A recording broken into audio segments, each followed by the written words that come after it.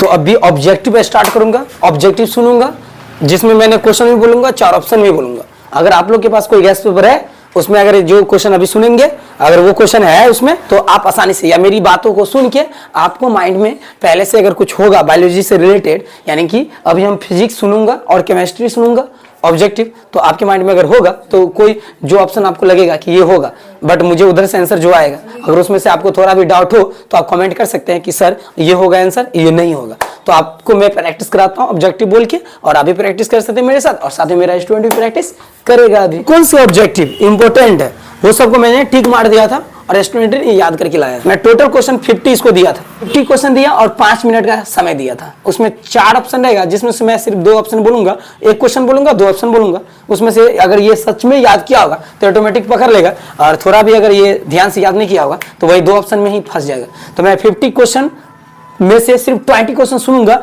उसमें से अगर 5 गलत होता है तो इसको स्टिक मारेंगे, अगर 5 गलत नहीं होता है तो फिर ये पास हो गया, यानी कि मेरे ऑब्जेक्टिव क्वेश्चन में ये पास हो जाएगा। पहला क्वेश्चन है ग्लोबल वार्मिंग के लिए उत्तरदायी गैस कौन है, N2 या CO2? Perfect and correct. Global warming के लिए उत्तरदायी गैस जो है वो CO2 है, नाइट्रोजन नहीं होता है, कार्बन डाइऑक्साइड होता है, तो CO2 होता है। करेक्ट आंसर और सटीक आंसर। नेक्स्ट क्वेश्चन है, टोटल क्वेश्चन 50 में से 20 सुनूंगा जिसमें से 5 रॉन्ग हुआ तो पिटाई खाएगा। अब होता है ईंधन, LPG, CNG, लकड़ी या इनमें से सभी है ईंधन? परफेक्ट आंसर है। जब भी ईंधन की बात होगा तो CNG बोला जाए या LPG बोला जाए या लकड़ी बोला जाए, ये सभी ईंधन में आ जाते हैं। नेक्स्ट है, निम्नलिखित में से कौन बायोगैस ईंधन का स्रोत नहीं है, गोबर गैस या नाभिकीय ऊर्जा? नाभिकीय ऊर्जा। Correct and perfect, full confident के साथ आंसर बोला है कि बायोगैस ईंधन का स्रोत नहीं हो सकता है। इसमें से कौन? लकड़ी तो बायोगैस है, गोबर गैस भी बायोगैस है, कोयला भी बायोगैस है, नाभिकीय ऊर्जा बायोगैस के अंतर्गत नहीं आते हैं, तो इसका आंसर परफेक्ट। नेक्स्ट क्वेश्चन है, 1 एम्पियर, और आंसर यहाँ पे इसका पूरा तरह से सटीक मारा। का प्रमुख घटक क्या है, इथेन या मीथेन? तो इसका आंसर परफेक्ट है।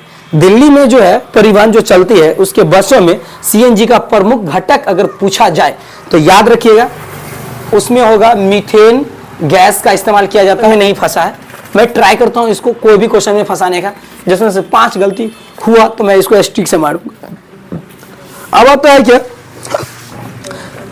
लौंग तेल किस प्रकार का सूचक है, संश्लेषित या गंधीय? गंधीय। इसका आंसर बहुत परफेक्ट है, मोटिवेट। और ऐसा प्रेशर डाला गया और ऐसा टेक्निक बताया गया कि आज ये 5 मिनट में 50 क्वेश्चन आसानी से याद करके सुना सकता है फुल कॉन्फिडेंट के साथ मेरे आंसर बोलने और ऑप्शन बोलने से पहले। It's amazing, it's a good talent for examination 2026। उपचयन, हाँ नहीं, जहां तक तुम याद की हो 50 वहां तक ही सुनेंगे, जो सब्जेक्ट से सुना सकते, कोई बात नहीं। उपचयन वह प्रक्रिया है जिसमें हाइड्रोजन का वियोग होता है, इलेक्ट्रॉन का त्याग होता है, या ये दोनों रहता है? ये दोनों रहता है। Perfect answer. मैंने सोचा इसमें फंसा दूं लेकिन इसने ये दोनों बोल के निकल गया। करेक्ट। सिल्वर आयोडाइड का रंग कैसा होता है? श्वेत। इसने बताया श्वेत, का आंसर ये भी एकदम बेस्ट है। नेक्स्ट क्वेश्चन आता है, फेरस सल्फेट से लोहा को निम्नांकित में कौन सी धातु विस्थापित करेगी, CU, AG?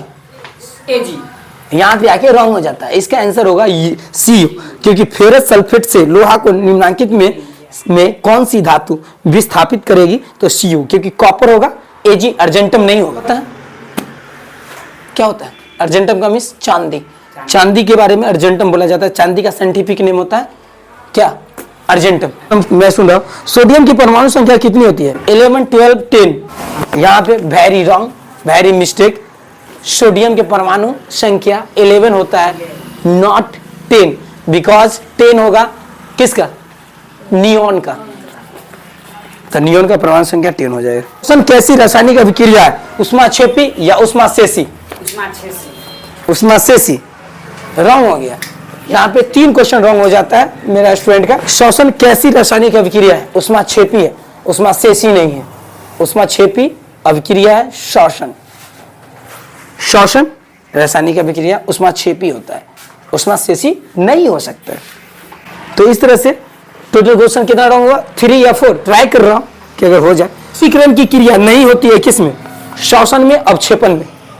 तो यहाँ पे आके ये क्वेश्चन इसका मिस्टेक हो जाता है। टोटल क्वेश्चन 4 रॉन्ग करता है। सर मैं 20 क्वेश्चन सुन लिए होंगे, बट ये यहाँ पे बच जाता है। मेरे रूल के अकॉर्डिंग ये बच गया, क्योंकि 20 क्वेश्चन में से 5 रॉन्ग करना था, तो इसमें 4 ही रॉन्ग किया, 20 प्लस हम क्वेश्चन सुने। नेक्स्ट टाइम से ध्यान रखिएगा, हो पूरा कॉन्शियस के साथ, पूरा केयरफुल होकर याद करना, ताकि और बेस्ट नेक्स्ट टाइम कर सकते हो।